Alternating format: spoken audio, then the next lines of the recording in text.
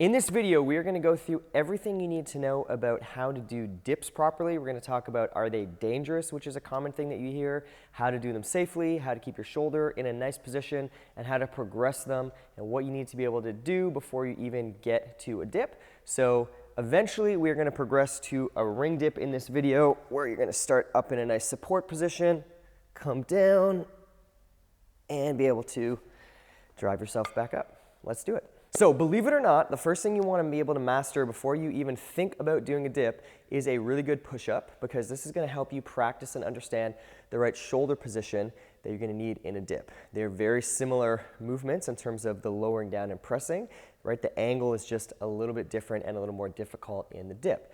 So what we're really focusing on here, so we can transfer to the dip, is making sure that when we're doing a push-up, our shoulder stays sort of centered in the joint and doesn't dip forward like this or hike up toward the ears. What you basically need to do in order to maintain that is to have a little bit of tension in between the shoulder blades, just to anchor the shoulders in place so they're not all floppy and loose. You see this a lot of times in push-ups. So basically a good one should look something like this. Right? And I find it's a little hard for me to do a not that great one in this, but if you kind of look at my shoulder here, I'll try to get that really bad. Yeah, I think that doesn't feel very good. So until you can really master that basic push-up, you really don't want to think about doing a ring dip yet. If you have that already, then we can talk about progressing to the next level. So let's go do that. Once you've mastered the push-up, then you want to come over and do some dips. If you have dip bars, that's great. If you don't, you can just use some tall blocks or something like this. So all you're going to do first is establish a good start or support position. So I'm going to hold myself up, and I just want to make sure I have good control of my shoulders, that they're not kind of caving in like this. Right? So I want to be able to hold this support position for about 30 seconds before I really start worrying about doing a whole lot of work with dips. Once I have that, then I'm going to go ahead and actually start working on my dips. But I'm going to be very cautious about how low that I'm going. And the depth of my dip is going to be a little bit different for each person, depending on your flexibility and control of that shoulder. For me, I'm going to go down about this far. That feels right. And then come back up, but for you it might be different. So as I'm doing this, there's two key things you want to be focusing on in terms of your shoulder position and body position. So if you just come around to the side, we will walk through that. So the first and most important thing is, as I lower down, right, my elbow's coming back behind me, and this is a tough position to keep the shoulder in that centered spot. The tendency is for it to want to roll forward. And this is when people get into a lot of problems, where maybe you've heard that dips are dangerous, because doing a lot of work in this position where my shoulder is forward and kind of rubbing into some of the other structures instead of having a little bit of space around it in the joint is what causes a lot of problems. So what I want to make sure is that I'm only going as low as I can while controlling that and not allowing the shoulder to kind of dip at the bottom. You're going to have a certain distance with which you're able to actually lower yourself down with good control. And if you go too far, right, that's when you're going to get into that issue. So be really cautious of that and just gradually work within a safe range of motion.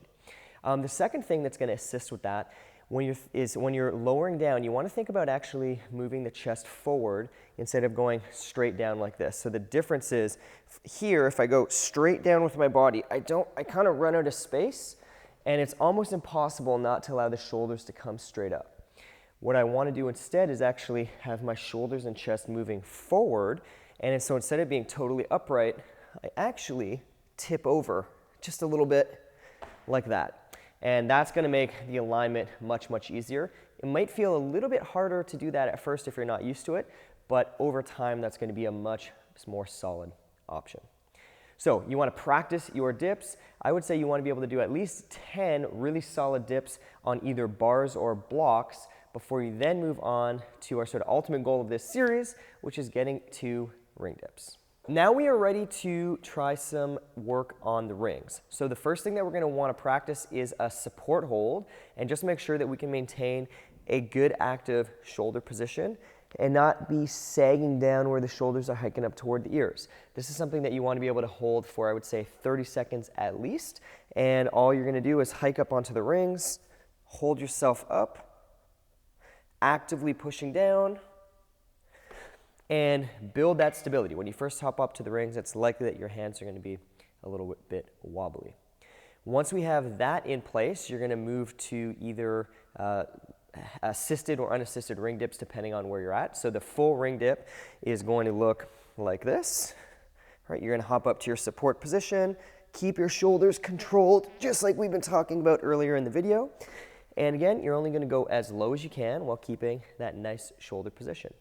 If a full ring dip is a little bit too challenging, what you can start to do is use a nice band for assistance like this. So all you're going to do is loop this through one ring like this, and then your hand is going to lock it in place here. So you don't need a death grip. Your body weight is going to keep this in place. And you can either put a knee or your foot into the band like this to give you a little bit of extra support when you do this exercise.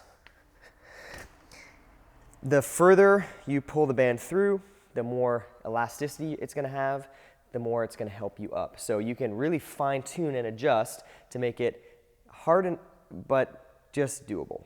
So that is kind of our ring dip progression. It's a great exercise as long as you pay attention to the details and keep your shoulder in a safe position.